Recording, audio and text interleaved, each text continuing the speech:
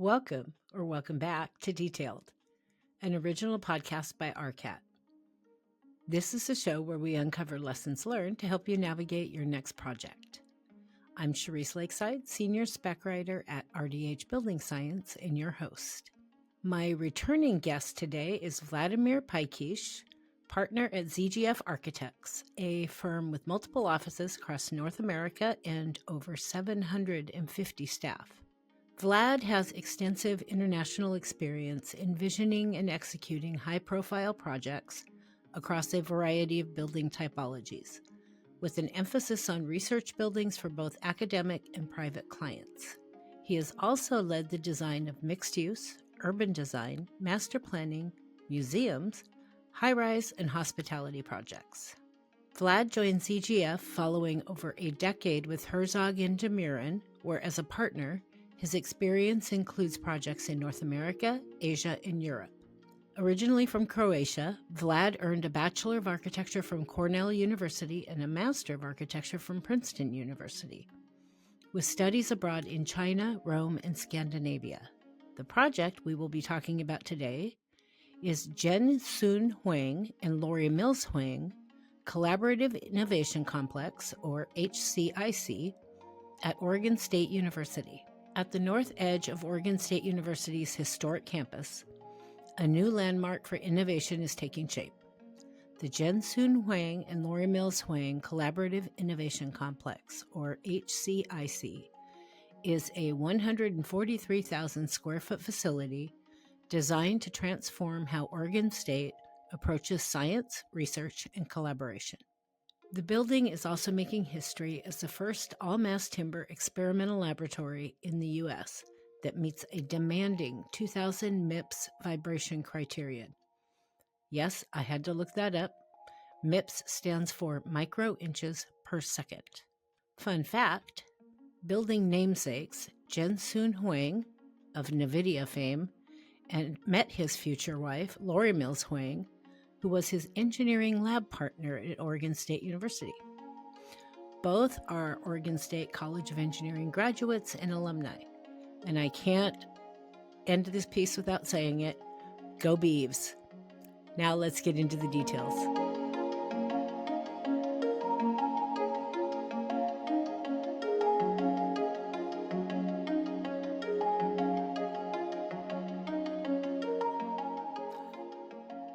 Welcome back to Detailed. My returning guest today, I'm very excited to have him back, is Vladimir Pajkic, partner from ZGF Architects, an architecture firm with offices across North America. I decided I wasn't listing them all out because there's so many, with over 750 staff. The project we're going to chat about today is the Jen-Hsun Huang and Lori Mills Huang Collaborative Innovation Complex at Oregon State University, or for the sake of brevity, for the rest of the interview, HCIC. Vlad, welcome back to the show. How are you? Good. Hi. Good to see you. You too. You keep me busy? Yep. Fine. Do we do anything else in this business? Yeah, right. So let's just get right down to it. Starting with our icebreaker question, you get a different one this time. Mm-hmm. You get one every time, though, even if you've been here before. I like to ask questions that may help somebody else along their professional journey. So tell me about one professional challenge that you encountered along the way and what you learned from that. Professional challenge in general? Yeah, just or related. Something that, maybe redirected your career or made you look at things in a different way, in a big way in architecture, something that was just like hard. I mean, we all have moments like that in our career, and it maybe changed how we looked at how we do our work or how we approach a project. Yeah, well, when I got out of my grad school, I was maybe 25 or so, and I started working. It was, good job, good firm. And I remember just coming home every day and being like, oh, I'm so bored, like, I don't know. And then eventually we were married at, pretty early, I guess. So my wife was like, well, I can't listen to you anymore.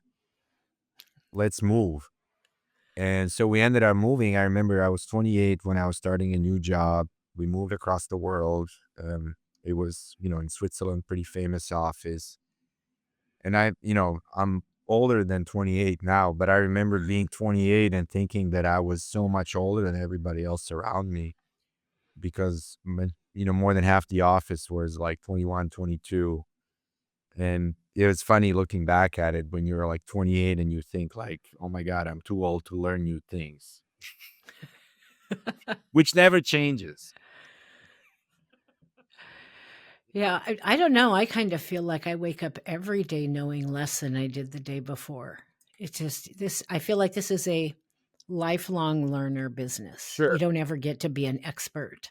Yeah, but that's the issue of like, as you get older, you like to do stuff the way you are used to doing it. And then at what time are you comfortable enough to make a change?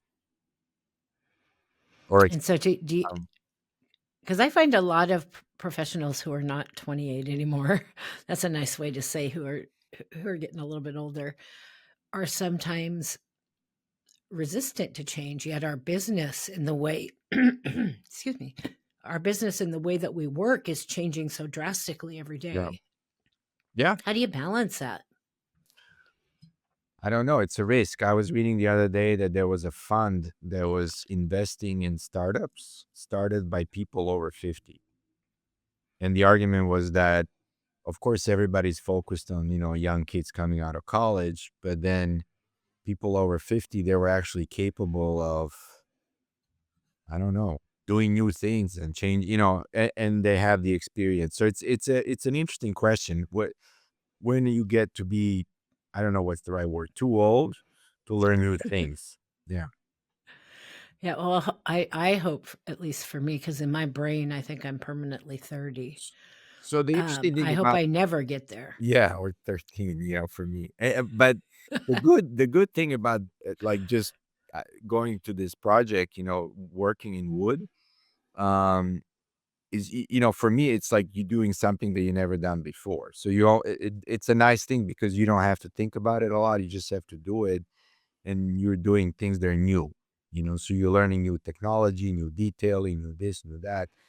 So that's been interesting too because it's good to do that. I think it keeps you from getting bored as well as you talking about being 28 and I'm bored. I want to do something else. Right, right. So, lessons we learn over the years. Mhm, So, let's talk about this project. mhm, I love, for very personal reasons, that the namesakes for this building are former OSU grads mhm, because my son went to school there. mhm, So, when your kid goes through a university, you get pretty attached to it as mhm, well. And he also got a science degree, mhm. and so this new complex is in his arena. And I wish it was there when he was at school. Give me a little history on what brought this building to be, what made this building a reality. Well, so of course, university, like the way they usually plan buildings, the dean of engineering, the university leadership, they identified a need for this type of building. So it's a science building. They need a new research space. But more importantly, it was about the sort of collaboration um, among all these different types of research they were doing. So there's research space in the building, but there are classrooms. There are what we call core labs, core studios. There's a clean room. So there's a whole variety of things. And most importantly, the idea was to bring undergraduates, graduates, researchers, faculty all together in one building. So it's about this idea of mixing, collisions. Um, you could be a kid studying who knows what, and you're there and you're exposed to some cool research because you see it. It's right there in front of you. So usually you hire an architect for something like this. There's a procurement process. They're a state university. So, they're very, there's a process in place. It has to be done a certain way. So we went through that process. We submitted, we interviewed. We were lucky enough to be selected as the team. And, that's how we started the project. Now, I don't know, it's interesting because I moved to Oregon in 2016, so I'm not a native Oregonian. Uh, but it's an interesting state. It's, I don't know what's the right size these days, 3.5 to 4 million people. So it's not a very, very big state. And Oregon State is sort of considered it's sort of like agriculture, engineering. So historically, it was one of the land grant schools, which means that it's very connected to the state economy, community, all these different things. It's sort of like a hands-on education of sorts where, you go there, you get a degree, a lot of STEM degrees, engineering degrees. So the building itself, yes, it's research, but it's not like an ivory tower type thing, exclusive. So it meant to be open, forward facing, engaging the community. Oregon is known for wood. Historically, we make a lot of lumber, wood products. Um, and Oregon State has a really, really good research program. There's the forestry school, the forestry lab. So we're their architects hired to do what we usually do. And then suddenly here's this client and the builder, Anderson Construction, as well as our structural engineer, KPFF, who finished, one or two of these wood buildings recently. And then the university was like, okay, this is kind of what we do. And that's how we sort of start really looking into, could we do a research building in wood structure? Because, again, it's always one of those things. As far as we know, there is no set, like what we call it, uh, research, old wood research building, to a certain performance criteria, which we refer to as 2000 MIPS. It sounds very technical, but the simple explanation is that it's stiff enough that it supports all kinds of equipment and stuff. And that's difficult to do in wood. So anyway, we were on the path of designing like a really nice lab in concrete. We do it. That's a good way of doing it, nice buildings. And then this kind of discussion, could we do this in wood? Almost as a research project, kind of, I don't know, almost organically came about. Yeah. And so, we've done wood projects. So we have this new airport in Portland, which is pretty cool, and a couple of other things. But it wasn't like we were like, yeah, let's go do a wood building. It was really sort of like an organic team effort. Our structural engineer, they were like, yeah, we could do it. This is kind of interesting. And then the client was like, yeah, we've done two or three recently, and so then as through the process, early stage of the project, like we call it schematic design. So it's maybe 3 months or so where, you take the program and you kind of start seeing what goes where, etc. We said, look, it hasn't been done before. So to be fair to you as a client, we will run two designs in parallel. One design, which will be like a, sort of expected concrete building. We know how to do it, predictable, it is what it is. And then in parallel, we will design on a schematic level so we call it the all wood structure. We can get into this discussion. It's not, of course, all wood. There's concrete, there's some metal, there's glass, so like when people say it's an all wood building, of course it's not an all wood building because it has windows and that kind of stuff. But structurally, it's wood. And so what we ended up doing, running these two designs in parallel, and I think it was end of SD, presenting to the client comparable cost, schedule, and performance, and then giving them the data and also carbon. Yeah, I keep forgetting carbon because again, mission of the school, it's an engineering school, environmental aspect to it, forestry, all that. So we had these two designs. Essentially, it's the same building, same layout, same performance, but one was fully in concrete and the other one was fully in wood. Yeah. Well, I'm going to say that I'm not surprised that Oregon State went with the wood building, Well, and I'm so glad they did. well, sure, but again, it's a it's a state school. They have, they have obligations. They're not Right. going to go, and that's interesting too. And I'm, we're not disclosing any numbers, etc. But the wood solution was at that stage as the cost comparable to the concrete, and that was important because again, the ethos of the school is, to be a rational steward of resources. And it was interesting that it turned out that all wood structure was price competitive. That it wasn't like everybody's going to be like, oh my god, that's so crazy. It's not true. No, if you get the right, you have the right CM and they want to do it, etc. And that's when the then decision was made to say, okay, let's do it. So give me, before we start, because there's a bunch of things I'm interested in, but give me a broad overview of what's included in this building. Just a Yeah. general broad. What are some of the unique spaces, and what else going on here? So it's a research building. It's, I'd say, up to 150,000 square feet. And, the main component is research. Just we call them wet labs. So they're, biochemistry, chemistry, kind of, pretty general research wet labs with very strict performance criteria.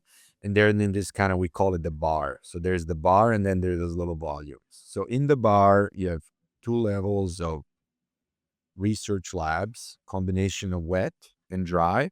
Dry is essentially more computational. Think of it as an office that in the future could be potentially converted to wet. Yeah. On the ground floor is a clean room.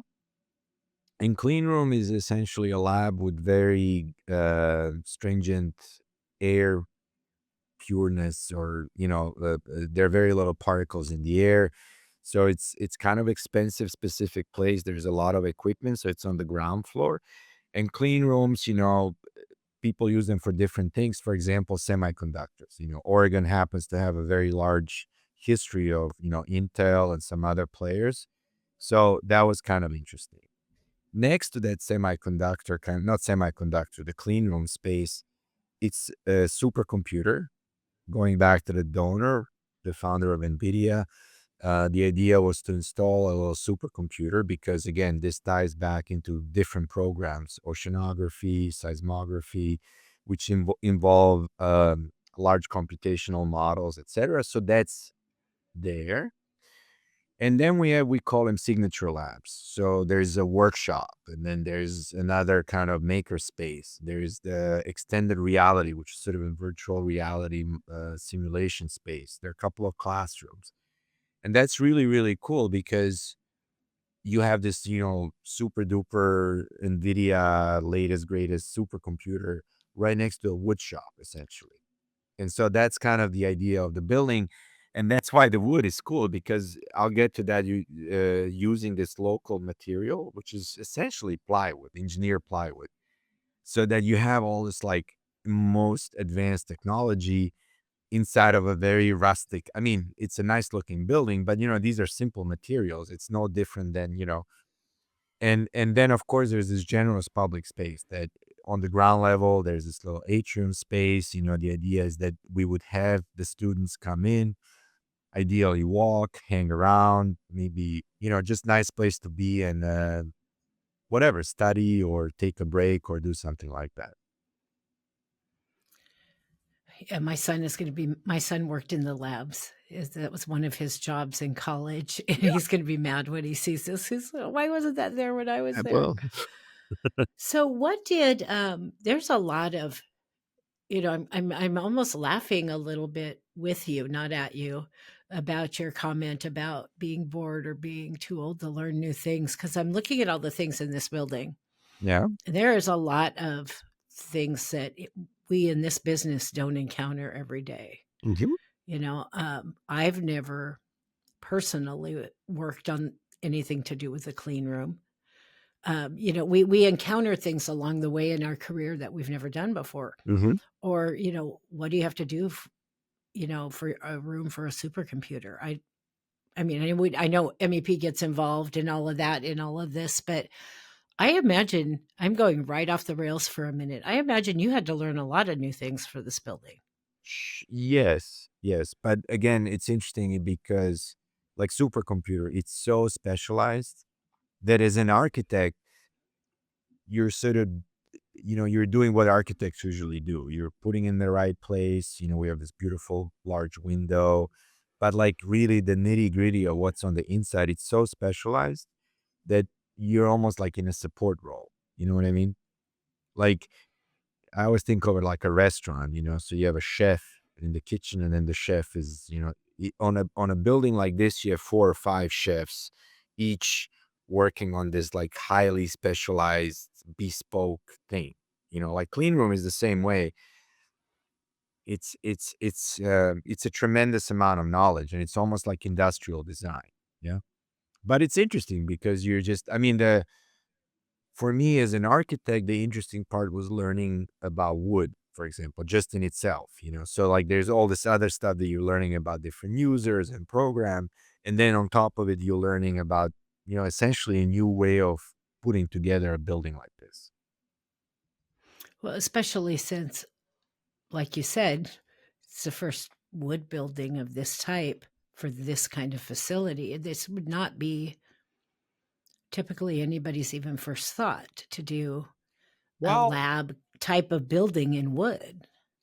well, so it's interesting because you'll see a lot of and it's funny how it's semantics, you'll see lab buildings that are partially in wood.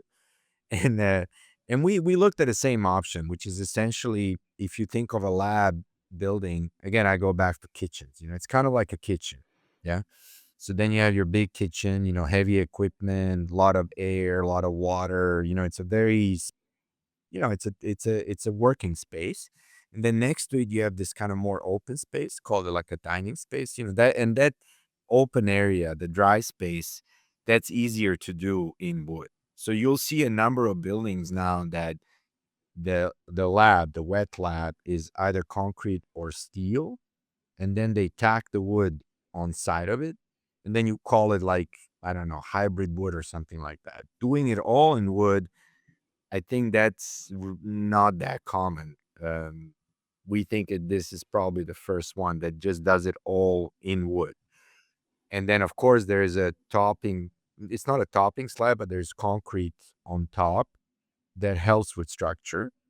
But mainly, it's also just having flooring that gives you the required performance of a floor in a lab like that. So, what did the planning and programming process? I did a lot of public work. Hmm. The first 25 years of my career, I did public work, including university projects. And in my experience in public work, typically a lot of cooks in in that Yeah. kitchen. And it's in Oregon. Typically, to build any public facility, you have to pass bond issues, and those aren't always easy to pass to get the money you need. So obviously, every penny counts. Well, they So, how did the planning? Who all was involved in the planning? What did that look like? right. The university had the funding, and I think it was in different tranches, and so forth. So the funding was in place. There was a firm number, and they were, very transparent about what the number was, and we met the number. And we had to do it, so it was a good collaborative process. The university had a very good team. I mean, has a very good team, because it's interesting. You have the university architect who knew what the university wanted and how to deliver it. The School of Engineering was there, and a group of scientists, different departments. So they seemed to work in a very integrated way. I think in the end, it was a smaller group. It was 3 or 4 people who were directly involved. But experienced. Like they knew how to lead the process and how to support the team. So I have to say, so far it's been a very, very good process because again, doing something for the first time, in this case, okay, it's going to be an old wood building. It's hard to do without a knowledgeable, supportive client. It's actually impossible. You couldn't do it because there's always, with something that's new that you're testing, you're trying this, you're trying that, you can always kill it. You could just be like, too much risk, move on. Yeah, which didn't happen in this case, and I have to say, without the university's leadership, it's yeah, it just you couldn't do it. Well, I would imagine also the scientists and chemists and all of those types of people were really integral in Oh yeah, also letting like I did a recent interview on the first all wood hospital in Canada. yeah, And so one of the big issues with it being wood was for some of the rooms, they have sanitary yes, requirements yes, same, and wood is likewise. very Yeah. porous. Mhm. Yeah. So in some rooms they had to put up sheetrock walls, but I mean, it's all like this building. All the framing is wood there, and there's a ton of wood inside. But you also have to be thoughtful that some rooms you just can't have those walls be wood. You have to cover that up in order to maintain that, I guess, clean Well, room type of environment or sanitary environment. if you look at our images, that's interesting. In the actual labs, the flooring cannot be wood, of course. So that's where that layer of concrete comes in. But most of it's really exposed, because it's interesting. The mass and the roughness of the material, it's okay. Now, when you go into a support space, like clean room, you don't have exposed wood, of course. So where there are like chemicals and this and that, then you have to. But main research spaces where researchers are mainly doing stuff, and you'll see in the images, it's most of the wood is really exposed. Well, and I will say that's probably about the most warm and inviting lab I've ever seen. Labs are never warm and inviting. They're very cold. They're very industrial. Um, So what's so it interesting, must be a lovely place to work. I hope so, once it gets built. Uh, the It will be. the interesting thing then was that we had to deliver a lab that made no functional compromises compared to a typical lab. So everything had to be one to one. Like, oh, we want to deliver a beautiful wood building, but you can't. No, no, no. It has to be like to like. The other thing interesting about wood construction, and this came from our structural engineer, who they've done now a number of buildings in a row, and so they said one thing that you should avoid in a wood structure building like timber or equivalent is covering the wood. So from a performance standpoint, you want to have a visible surface to a naked eye. Why? Because the worst thing that can happen is there's any type of moisture penetration and damage to the structure, and then the user is not able to see it on time. And if you see bad examples of wood structures going sideways, usually it has to do with that type of undetected wood penetration in a structural element or whatever. So that's an interesting requirement because you don't have to do that for steel. You don't have to do that for concrete. It's not that you have to do it. It's not in the spec, but it's like you should probably try to do that. The result of that is having that beautiful exposed concrete structure. You know what I mean? So Yeah. it's kind of nice because you don't have to explain why you're doing it. Well, you're doing it because you should do that. That's your best practice model. Yeah. Well, and moisture, I work for a building enclosure consultant. So Yes. we have guides. I have a spec section for moisture management in mass timber and in wood. It's an important thing, like the most important thing. So that's great advice. Well, Um, it's my engineer. I just do, it's a good advice to listen to your engineers. well, and I will promise you that every engineer listening to this episode, I did a 6.5 year stint in MEP engineering. And one of the most common complaints I always heard from the engineers is they'd see a big magazine spread on some project they worked on. No mention of the engineer. Well, Just look I'll at say, my project, and yeah, they KP, love it when yeah. they're recognized. Well, KPFF for structure, really great. I mean, again, they led a lot of this, and ZGF works with KPFF a lot. It's a great group of people, very, very knowledgeable. Also grounded locally. We're Portland Mhm. firms, Yeah. lots of contacts, relationship with local manufacturers, our MEP engineers, AEI engineer, it's also, we work with them a lot. So it's a group, and you need that, because the interesting thing about wood buildings, structure in the end is not even that much of a challenge. You'll see a lot of wood structures now. It's kind of like, what they look like, a little beam column. The challenge is well coordinated wood structure, meaning with your MEP. So you'll walk into a wood building and everybody's like, and then you start seeing all the boo-boos, the ducts, people drill through beams, putting sprinklers, and because the wood building is different than a concrete or steel building, because coordination is very different. And and this is just my opinion, in order to have a well coordinated wood building, a lot of coordination work has to be advanced. Ideally, by the end of SD, the team should have a good idea of duct distribution, of main services, because doing it later than that is just, especially on something like a lab that has a lot of stuff in the ceilings. So that image that you see of those labs and everything's lining up, modular, that's not that easy to do. And you have to do it well, and you have to do it early, because doing it late just doesn't work. Well, no, and you never end up, because I've seen it both ways. I've seen it done well, especially with wood, and I've seen it done poorly, and you do not end up with what you hope to end up with if that coordination happens too late. It is a whole different animal with wood, and getting all those Yeah, services in there and not yeah, taking away from that aesthetic in the yeah. process. And then Nobody understanding, wants to see wires and stuff running across all that wood. yeah, it's why, and I mean, again, nuts and bolts, sprinklers. That trade usually comes in later. Sometimes those things are not coordinated unless you think of it ahead.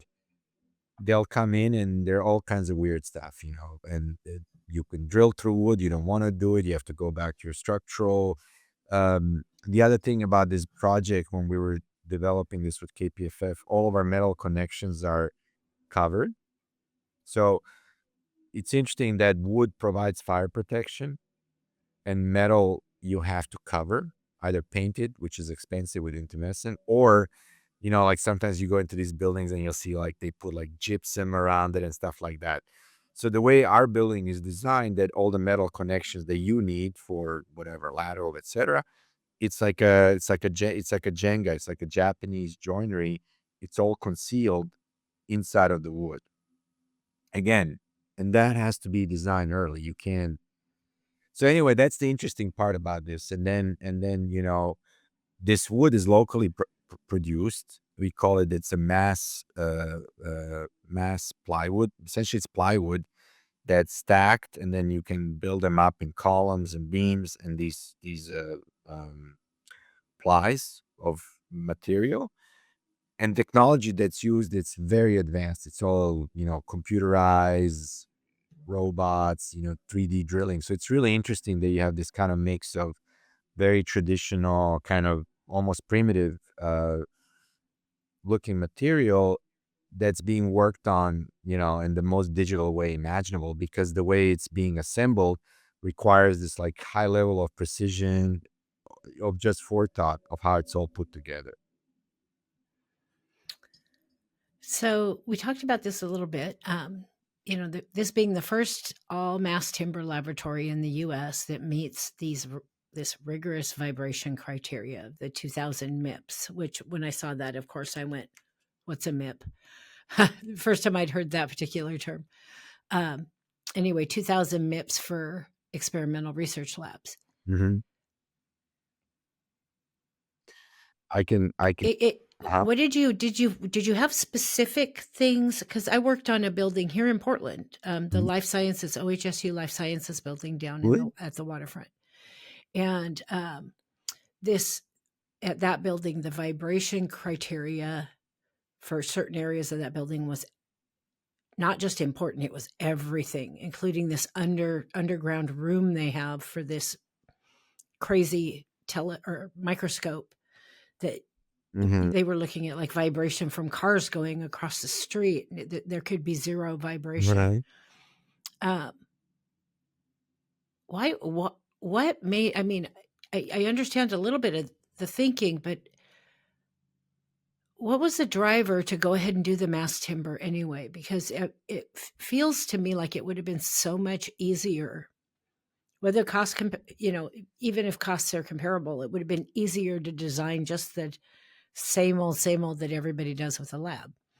Well, the What requirement did of 2000 MIPS, I'm just always micro inches per second.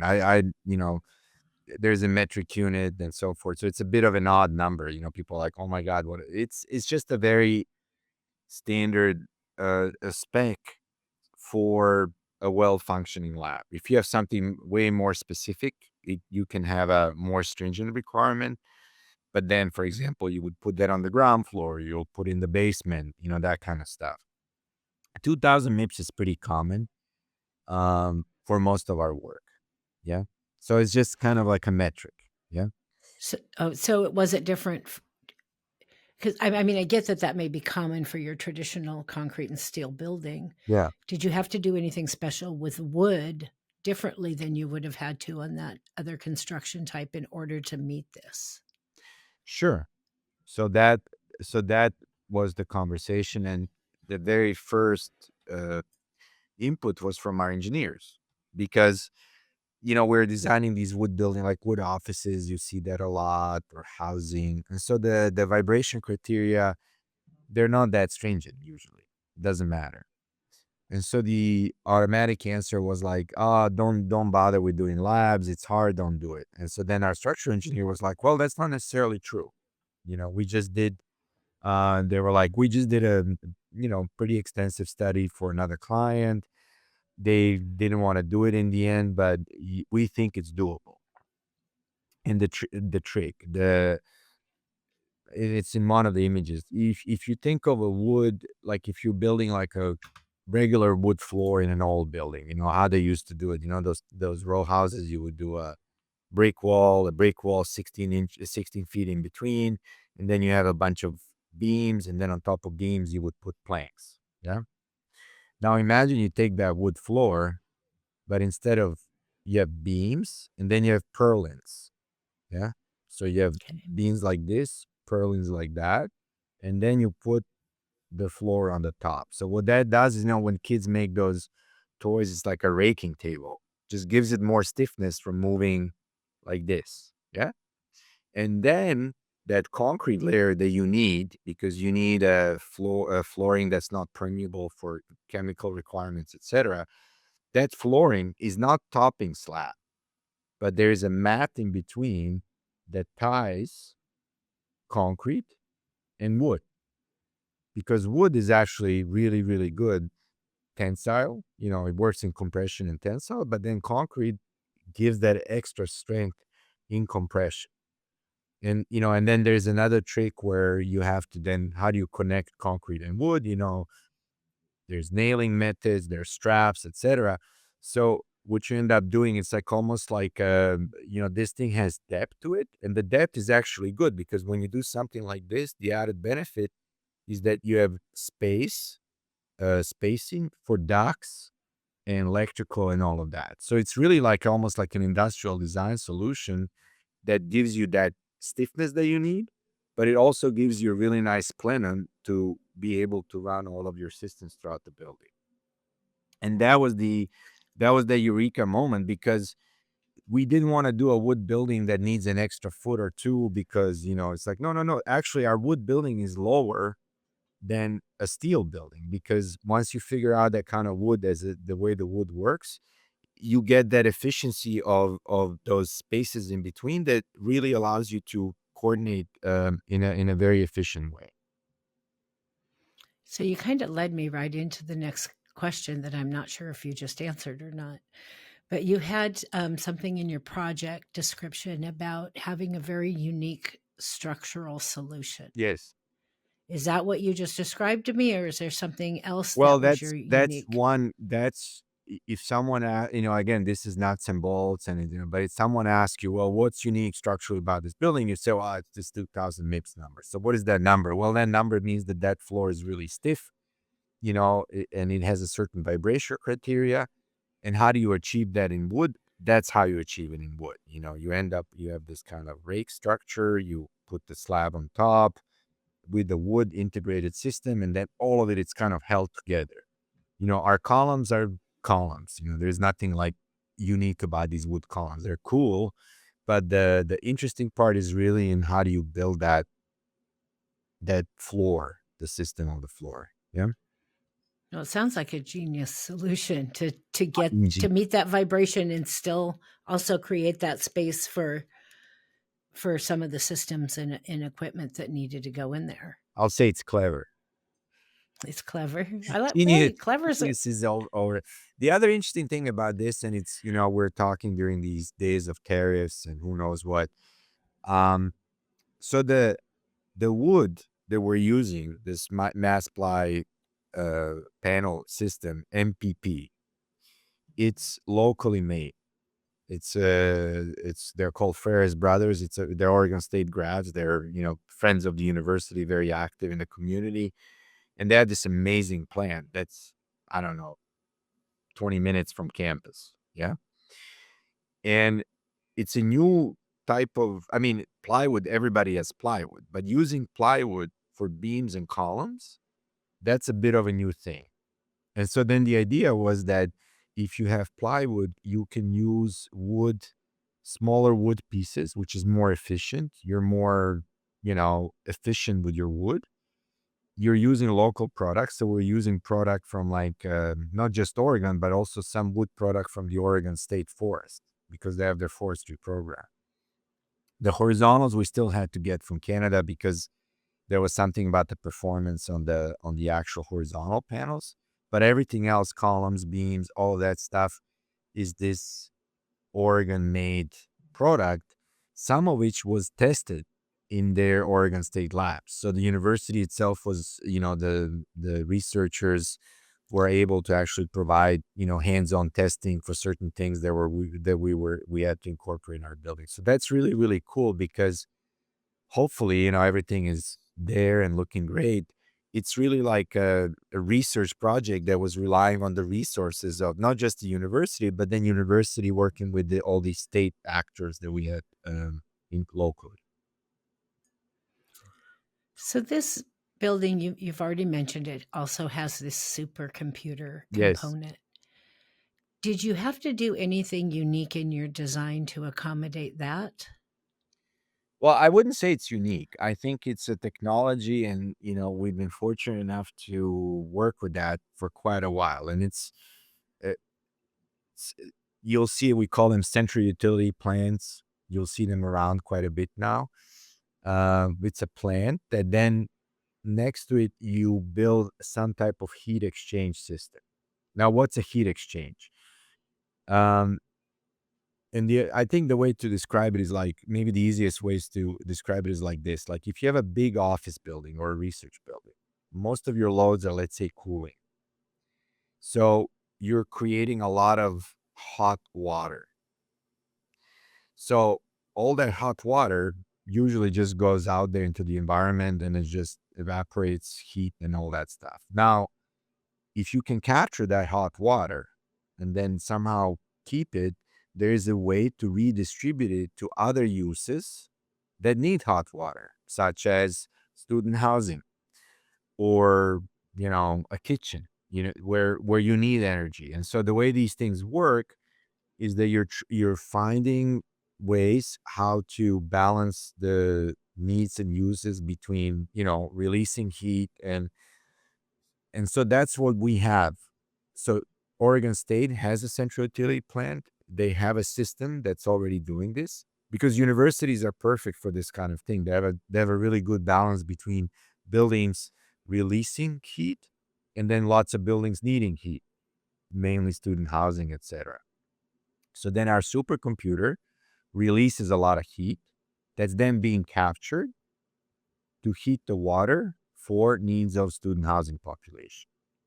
And there's a little heat exchanger in the building that then connects to the university-wide system. So it's really, and then the numbers, I don't want to bore people with numbers. I, like, it's not a huge, it's not a data center. It's not nothing like that. But the numbers on these things are interesting. So like 1 megawatt. So these kind of the things that we're looking at here, are like 1 to 2 megawatts. That's a good size for something that does a little bit of work. 1 megawatt heats about 5 to 600 units. So 2 megawatts could be Wow. 1,200. We worked on another client that we work for in Barcelona. They have a 20 megawatt, and that heats up 20 megawatts times 500. That's what, 10,000. Now, for illustration, a good size supercomputer data center, these AI things, are over 500 megawatts. And then you go up to a gigawatt, 2 gigawatt, 3 gigawatts. So you can do the math. So like 1 gigawatt is what, 1,000 times 500. So a data center and we're building, I don't know how many of these dozens, can heat up to about 500,000 homes. So Well, ours is, I hope we're tapping into that. say what? I hope we're tapping into that. I saw my electric bill last month. Is it I going wish they up? would do that. Yes, it keeps Well, going up, and why can't we? Why can't I just go hook up to Intel or something? And they're not far up I the mean, road. so I think we're, in our case, we have a very good system because, like, of course, our supercomputer is not of that size. So it's actually a perfect size. And, the technology is even not that complicated. I mean, it's cool. It's very interesting. And it's really sustainable in a sense because that release heat, we're capturing and using it for all the other stuff. So in a way, in this case, that's a very nice, nifty solution, which was important because um, the other thing about the wood structure, we said, okay, cost, functionality. In terms of carbon, it's we call it zero carbon because of the embodied carbon. Um, you have, forest production and all of that. Compared to a concrete structure, it was literally zero carbon just for the structural system. So, and it was important to Oregon State, again, being engineering school, research school, uh, to kind of demonstrate that they can handle this kind of technology in a very sustainable, community oriented way. Well, that's a perfect lead into the next question. Because as reading through the information that you sent me, along with just doing some Mhm. research on the internet, seems like there's a lot going on here with sustainability efforts. Can you just give me a quick highlight of the sustainability efforts taken on this project? So of course, wood, and the thing about the building, there is no basement, so it's built on slab, 3 stories of wood structure. So in terms of embodied carbon for the actual structural system, it's we call it net zero, basically, in terms of the embodied carbon in that sense. We have this heat exchange system on the supercomputer, which is really good because it does a lot of stuff. It's a lot of energy. And also in terms of all this development around us with AI, et cetera, it feels very important to showcase that type of technology that, yes, we want to build these supercomputers and all that, but is there a way to do it in a more sustainable, sustainable way? In addition to that, as a general practice, lab buildings are actually the way we do. They have a high air use, so the energy wise, they're always intensive. And we have a series of. And this is not just in Oregon State. This is pretty much all of our lab projects where we're using hydronic chill beam type systems that they're very, very efficient. So we call it the cascading system, where the air that's in the workstations, we call them dry areas, is then being circulated inside of the labs, and then it's added to the air that's being dedicated to the labs, so that we have double use for the air coming out of the dry spaces. It gets a little technical, but the point is that you're saving 1/3 of the energy that you would not normally use in the labs, because you're reusing the air that's naturally circulating through the building. Of course, in terms of daylighting is really good. We did a bunch of studies making sure that, you know, you avoid glare, but you provide really great daylighting, which, in the end, really does add up. Talk about electricity cost. People always underestimate how much you spend on lighting, especially in these kind of university buildings. Um, yeah, and then you have, sustainable procurement of materials, being local never hurts. Um, Campus is Brick Campus. It's a historic campus designed by Olmsted Landscape Architects. So it's an interesting, very nice campus, mainly brick.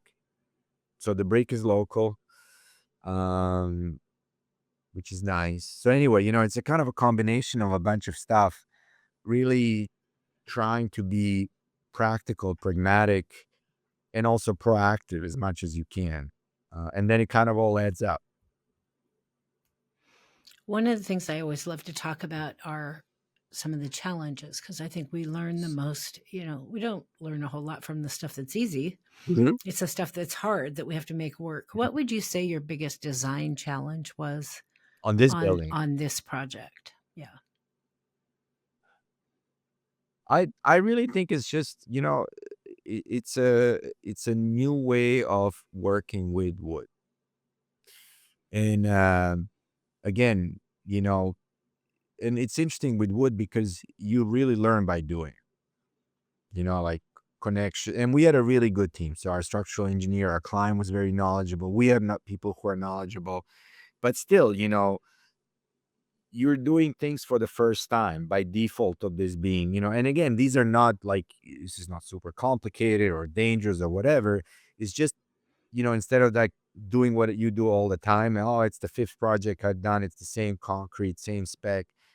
You got to spend those extra 20 hours to work out that connection and so forth. So, and again, it it just takes a little bit more time to get it right, just the way, because it's not just about performance, it's also, it has to, it should look good.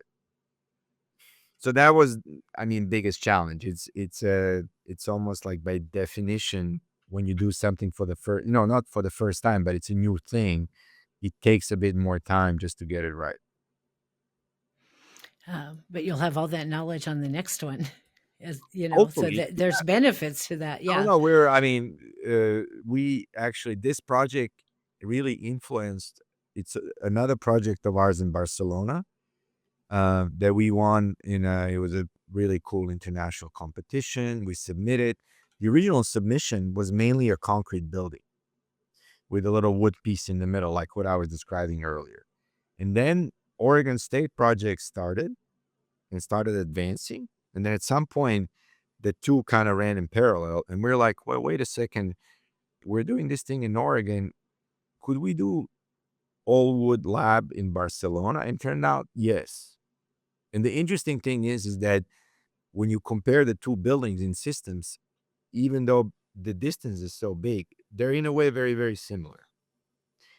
And so that was really cool. Then how do you learn from this? And then, you want to do another one and then another one, and it's international or whatever. It's a really kind of expands your field of practice. This just occurred to me while we were chatting. ZGF also did the Portland Airport project. Yes. Yes. So did you pick up I mean, that's crazy stuff going on with wood at that project. Yeah. Did you pick up the phone at all at any point and call somebody from that team and say, "Hey, I'm trying to do this on this building. You got any insight for me?" Well, Were you able to share well, some knowledge among your teams? sure. I mean, we're in. I personally, I did not work on the airport project, but all my colleagues have. So we're all there. We're sitting in the same office. I don't need to pick up a phone. They're like sitting right in front of me.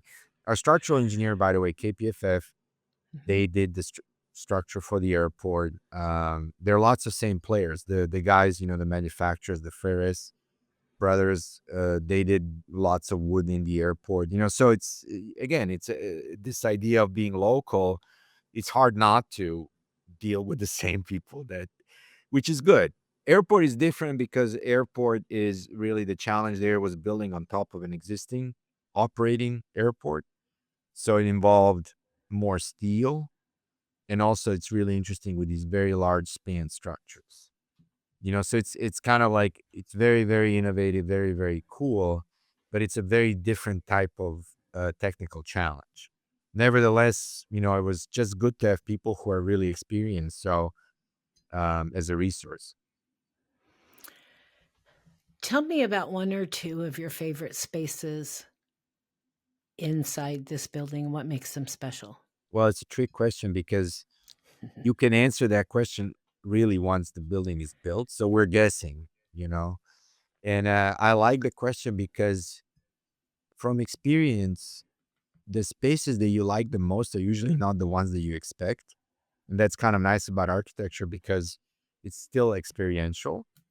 Having said that, um, I do like the central space, the atrium. There's that staircase, there's the daylight coming from the top.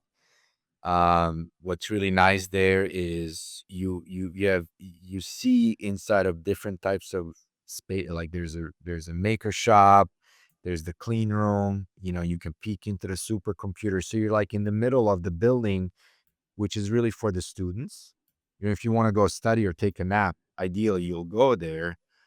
But when you're there, you can see all the stuff kind of in front of you, and that's that idea of transparency, which was very important because a lot of research, not a lot, but like you'll find research buildings, especially these large research teams, they don't want people around. They don't want to show what they're working on. And that was really cool with Oregon State, that it's the opposite. It's like, no, no, no, no, no. We want to show the research and get these students interested. And so that's that space. There's an image of it. You kind of see like everybody kind of hanging out, and yeah. That's actually that's funny. That was your answer because I have that picture open, actually, and it's obviously I may walk in the building at some point down the road and feel differently, but of the pictures that you sent me, I was like, God, that's such a great space, and Hopefully, actually yeah. seeing what's going on, That right? that should be that, it's kinda like in buildings, and this is not that big of a building compared to some other labs we're doing, but almost like every building needs that heart. Like, if you're meeting someone at the building, usually you'll say, "Okay, I'll meet you by the main door." If it's not the main door, then it has to be that place, and you have to be like, "I'll meet you at the staircase. I'm meeting you at the main atrium." It's like where the building comes together, and that's where you wanna go, to be in that building, experience the building. Well, and what a great place to not just disconnect or study or whatever, but also to collaborate because Yeah. that's what this building is all about. Is it kind of bringing all these different areas together Mhm. in one place because everybody grows from Yes. that. Yes. So I think it's a great center to the building. So his construction is underway, right? But you're only Yes. partway through. Yes, I think that main, and we could send you some images because every day, we get cool pictures. The main lab bar where the labs are, I think it should top out the wood piece in June. So you'll see then the full height of that. And then those smaller kind of, we call them signature labs, which are little like these little playful boxes along the street edge.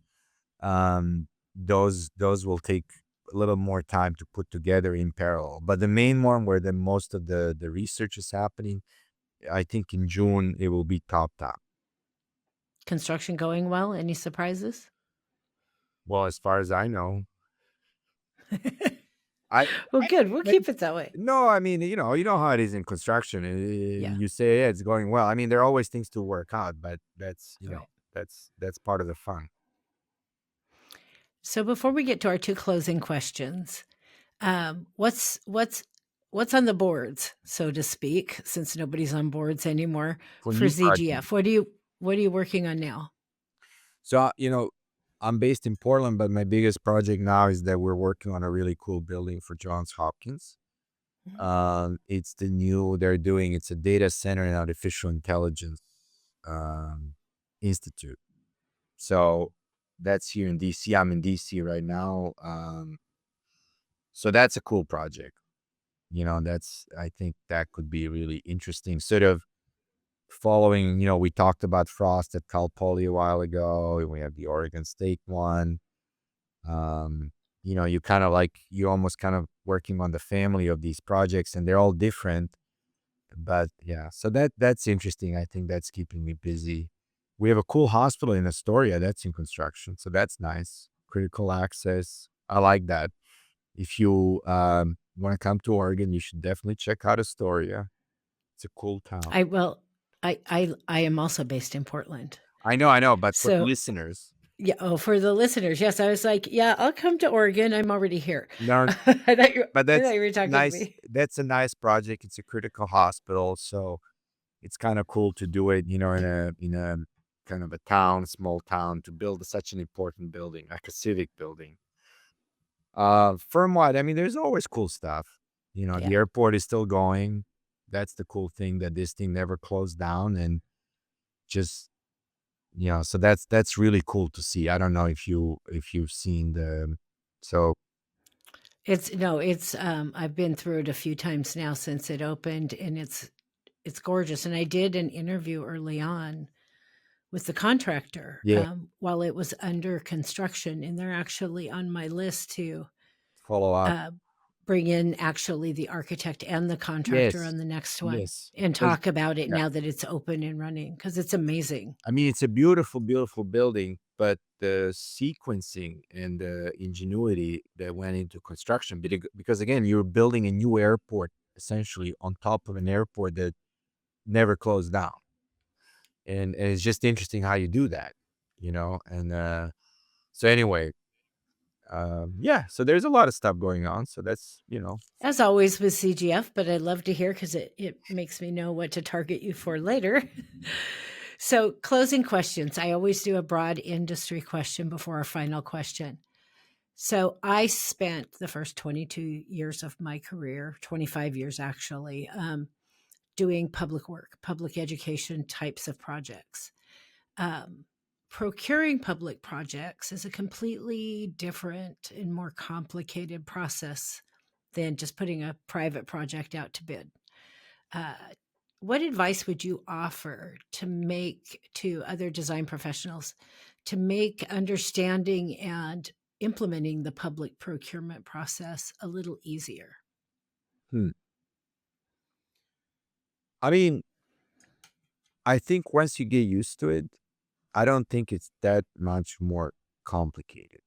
There are different sets of rules, but like if you work with a private client, they'll have all kinds of requirements, multiple investors and so forth. So it depends on type of public authorities you work. So universities like Oregon State, I think, yes, they have rules, but they're pretty straightforward. So the advice would be maybe not to be intimidated by working for public institutions like universities, because it's not bad to have the rules of the game, and it's not like these rules are way more complicated than what's out there in the rest of the world. I will say that clients like Oregon State University, because they have great facilities departments, usually make it a lot easier. Sure. And Oregon, now that I've worked in multiple states, Oregon's rules are much more, the Oregon public contracting rules are much more well defined and easier to follow. But California is like working on Mars. Like even trying to find all the rules is insane. So I think my piece of advice would be do your homework Sure. before you start, before you even provide a fee proposal, But so you we know we what you're biting off. we have an office in LA, and historically we've done a lot of work in California, UC System, Cal State, you name it. And yeah, I mean, they're very familiar, in LA, we're doing it out of Oregon as well. So again, their rules, sometimes they're complicated, but I feel like, just kind of don't be afraid. Be careful, but don't be afraid. But I don't think they're much more onerous. It's really having a good client and not so good client, whether they're private or public. At the end of the day, it's maybe not that big of a difference. So, final question changed a little bit since the last time you were on, but same vein. We all hope to live a life. I hope we all hope to live a life that leaves some kind of contribution to make the world a better place, whether it's in your own little circle or, a bigger arena. So personal or professional, what do you hope your impact will be? Well, I mean, I'll keep it professional since it's out of the context of the podcast. Well, it's like you go to work every day and then, 1 week goes by, another week goes by, and you do this, you do that. And eventually there's this building, that somehow happens. And it's not just me, it's the entire team, the builders, the masons, the dun, the dun. And I like that. I have friends who are accountants, I have friends who are lawyers, I have friends who are, I like what I do because it's nice to, you know, finish whatever the amount of years that you put into something, 5 years, and then it's there, and you're kind of like, oh, that's cool. And then people come to you and they're like, oh, you did that. Oh, that's. Anyway, I enjoy that. Maybe it's kind of a selfish thing, but fortunately you have a job still and you do what you do and so forth. But somehow there's something at the end of the process that feels very tangible, feels very real. Yeah. And yeah. Well, and, I don't think there's anything wrong with, having an accomplishment and being proud of that and saying, hey, I did that. There's you. But your accomplishment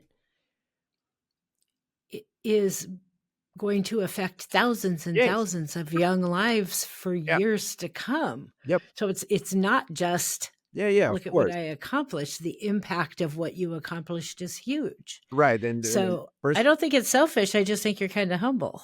No, I'm not being humble, but that's good that you brought that up because one of the reasons why I enjoy doing university work, education work, is that, you do a beautiful thing or whatever, it's a nice building, but then you see the impact that a good design can have. That's why, for example, working in healthcare is really interesting. People always, healthcare is difficult. No, no, no, no, no. When you see the impact that good design has on people's lives, which a university building does or great healthcare does, that is very, very fulfilling. Absolutely. Vlad, it's lovely to see you again and have you on the show. I hope you will come back again. Just invite me. You know what? You don't need an invitation. You got a great project with a great story. All you got to do is say, hey, Cherise, want to chat? Sure.